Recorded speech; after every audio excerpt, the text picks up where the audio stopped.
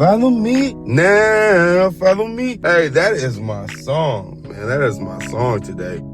I've been really jamming. I heard it a few weeks ago on TikTok, but let me tell you about the power of music and when the music connects with you. Know how you hear a song? Hey, that's cool. That's dope. And you listen to it again, put it on repeat, listen a little bit deeper to the lyrics. You're like, I respect that. But then you connect with it and you like, my gosh. So Follow Me it's house music, and it's wild because I've listened to so many different genres of music, but my memory does not serve me well at times.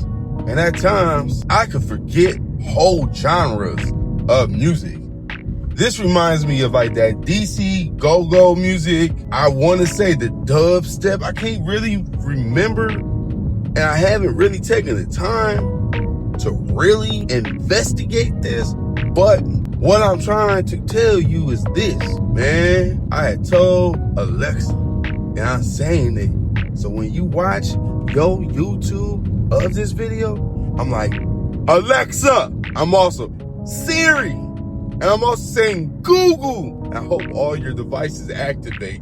Be mad at me. I hope it does. And if you don't want that to happen, you better like, follow, and subscribe. Straight up. And leave a comment. Shout out to those who leave comments with these daily vlogs. Today is crazy because I'm hitting you with a 2-part. Why? Because I have to drive. And since I'm driving, why not have a discussion? Because outside of music, I like to talk. And it's funny that talk is the word I chose to use for this vlog.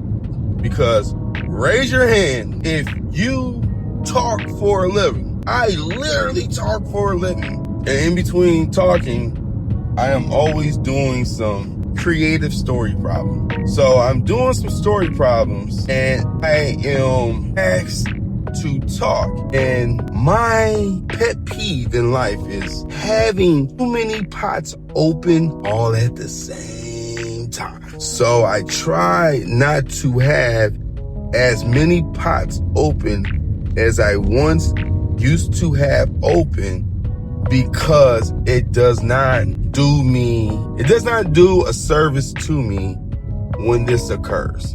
And I'm always perpetually in a situation that I wish not to be in. So as nice and in theory as that sounds, that's not always the case.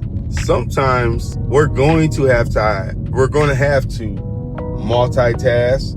We're going to have to do things that we might not care to do, but that's how this cookie has to crumble. So I had to pivot and do something. And I don't know if this is still a factor, but how many of you have been diagnosed with something and due to life, you think you kind of outgrown it? Like me, I was diagnosed with having ADHD as a child. And from basically 5th grade on up, I took Ritalin until I wanted to kind of break out of that mindset of feeling as if I was like super like energetic internally in my head, but I was zoned out and a shell of myself. Where have you ever taken a medication and that medication literally makes you feel as if you no longer have control over yourself?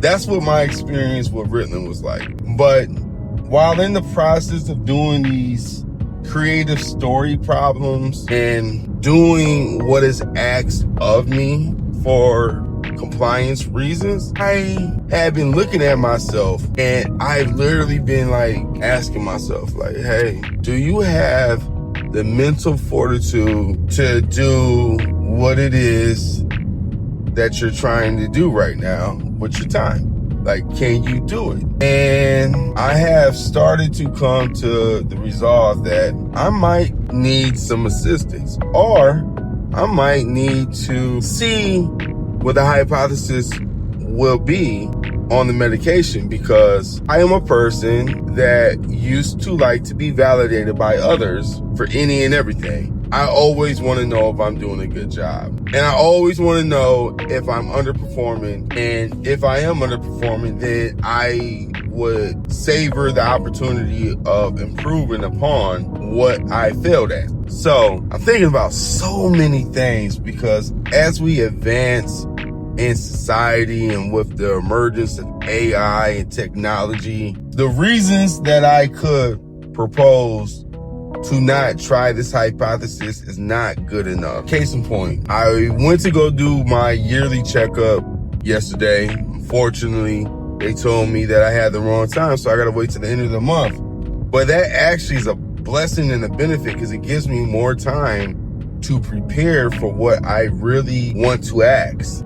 I know people have been looking at this Olympics or Ozempics and all this other stuff, and I work out continuously, and I think one of the things I have really, what I'm really doing is like the 1 meal diet. I forget what it's called, but basically midday is like my big meal, right? Like I get lunch. Like today, my daughter came over and she brought me a salad from Zaxby's, and it was busted.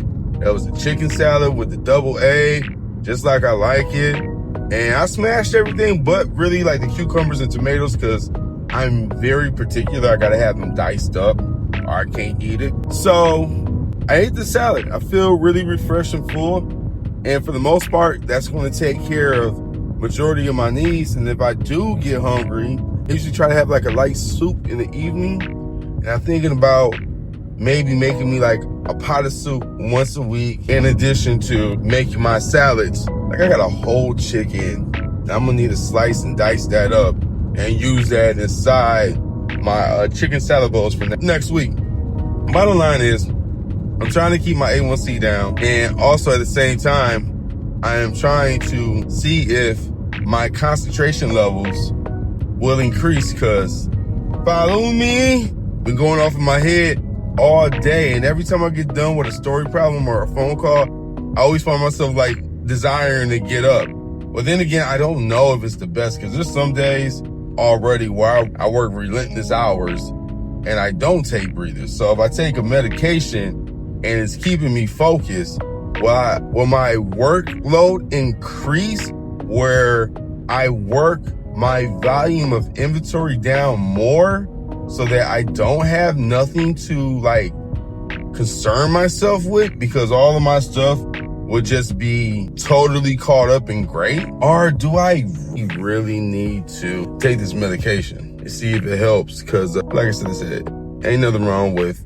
being diagnosed with ADHD. Ritalin is a medication that can help focus. It's not so much for the hyper extension, or what does it say? A hypertension deficit disorder. Like I'm not really like riled up. I'm 42.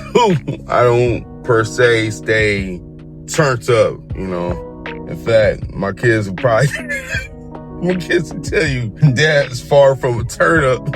And when he does, he got about 2 minutes of energy. I seen my dad yesterday. I was on the FaceTime and I was looking at him and he was hitting the bike, and I just got to laughing to myself like, I don't want to do it when I'm that far in the game. Like I need to do it now. My dad has always been a hard worker.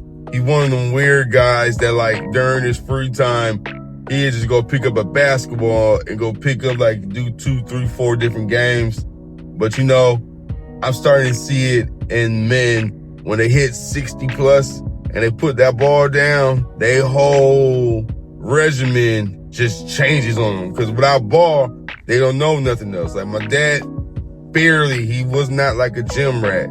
He hooped, he sang. I seen him bust and sweat. Like, dang, Dad, you doing it. But like, I get it, because he's always been in great shape, like better than me. And I think other than my chubby cheeks, I'm not bad for 42. No, people a little bit, you know, in different situations. But my blood sugar, I said all that to say this is just that life happens and we are faced with decisions. And this is a decision I'm choosing to embrace because I am not certain of what the outcome is. But the one thing I do feel confident in saying to you is this: I don't think that it's going to hurt me any trying something new. I don't subscribe to the notion that old dog can't turn a new trick. No, therapy has helped me see and realize a few things. You can always turn a new leaf. You just have to desire to change your ways. And until you can sit there and see your actions and behavior as an issue, then there's really nothing to address. So what I will say to you is this, my friends. Hey, why don't you try one thing different than what you have done before declaring that you can't do it? Might be surprised at the results. Until my next vlog, I'll talk to you soon. Straight up and bye.